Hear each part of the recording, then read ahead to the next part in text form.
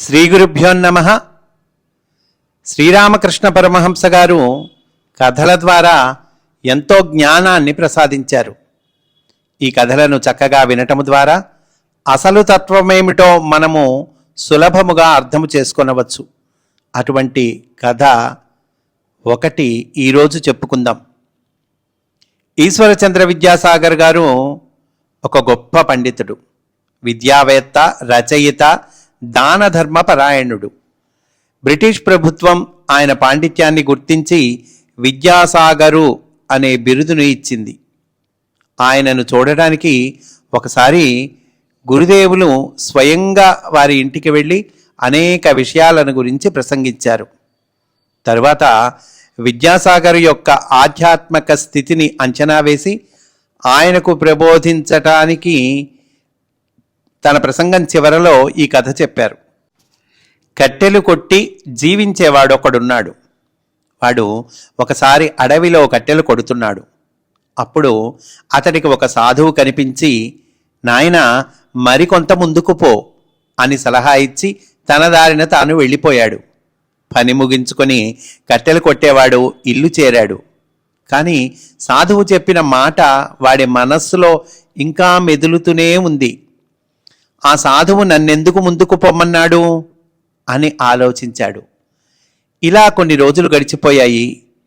ఒకరోజు వాడికి ఆ సాధువు చెప్పిన మాట మళ్ళీ జ్ఞప్తికి వచ్చి ఈరోజు అడవిలో ముందుకు పోవాలి అని నిశ్చయించుకున్నాడు.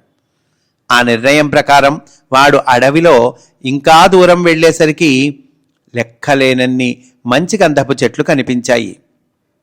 తన అదృష్టానికి వాడు సంతోషపడి బండ్లతో మంచి గంధపు చెక్క తెచ్చి బజారులో అమ్మి చాలా భాగ్యవంతుడైనాడు. కాలం గడుస్తూనే ఉంది. మళ్ళీ కొన్ని రోజులకు వాడికి సాధువు తనను మరింత ముందుకు పొమ్మన్న సంగతి జ్ఞాపకానికి వచ్చింది. ఈ మారు వాడు అడవిలో మరింత దూరం వెళ్ళాడు. అతడికి అక్కడ ఒక నది, దాని దగ్గర ఒక వెండి గని కనిపించాయి. వాడు ఇలా జరుగుతుందని కలలో కూడా ఊహించలేదు. తన అదృష్టాన్ని మెచ్చుకుంటూ గనిలో నుండి వెండిని బయటకు తీసి బజారులో విక్రయించాడు. దానివల్ల తన దగ్గర ఎంత సంపద ఉన్నదో కూడా గుర్తించలేనంత ధనవంతుడైనాడు. ఇలా మరికొంతకాలం గడిచింది. ఒకరోజు మళ్ళీ వాడు ఇలా ఆలోచించాడు, ఆ సాధువు నాకు అక్కడ వెండి గని ఉంది పో అని చెప్పలేదు కదా, ముందుకు సాగిపోమ్మని మాత్రమే చెప్పాడు. ఈసారి ఇంకా ముందుకు పోయి చూస్తాను అలా అనుకొని ఈ మారువాడు నదిని దాటి ఆవలిగట్టుకు చేరుకున్నాడు. అక్కడ వాడికి ఒక బంగారు గని కనిపించింది. అరే చూసావా, ఇందుకోసమే ఆయన నన్ను ముందుకు పొమ్మని సలహా ఇచ్చాడు అని తన హర్షాన్ని వెలిబుచ్చాడు. మళ్ళీ కొంతకాలం గడిచిపోయింది. వాడు ఇంకా అడవిలో వెళ్ళాడు. అక్కడ వాడు రత్నాలు, వజ్రాలు, వైఢూర్యాలు రాసులు పోసి ఉండటం గమనించాడు.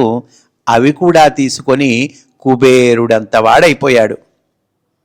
కాబట్టి మహాశయ, మీరు ఏ పని చేసినా ముందుకు సాగిపోతే మీరు సాధించిన వాటికంటే ఇంకా విలువైనవి లభిస్తాయి. ఇంకా ముందుకు వెళ్ళటం అండి. సాధనలో ఇంకా ముందుకెళ్తే ఏం దొరుకుతాయి? ఇంకా విలువైనవి లభిస్తాయి అంటున్నారండి. మీ హృదయంలో బంగారం దాగి ఉంది, కానీ అది మీకు తెలియదు. అది ఒక సన్నని మట్టి పొరతో కప్పపడి ఉంది. ఏమిటండి ఆ మట్టి పొర? అజ్ఞానము అని అనుకోవచ్చండి. ఒకసారి ఆ విషయం తెలుసుకుంటే మీరు ప్రస్తుతం చేస్తున్న కార్యక్రమాలన్నీ నిస్సారంగా తోస్తాయి. మనోవాక్కాయ కర్మల ద్వారా హృదయంలో భగవద్భక్తి వృద్ధి చెందుతుంది. కనుక ఏమిటండి సాధన? ముందుకు పోవటం అంటే ఏంటి?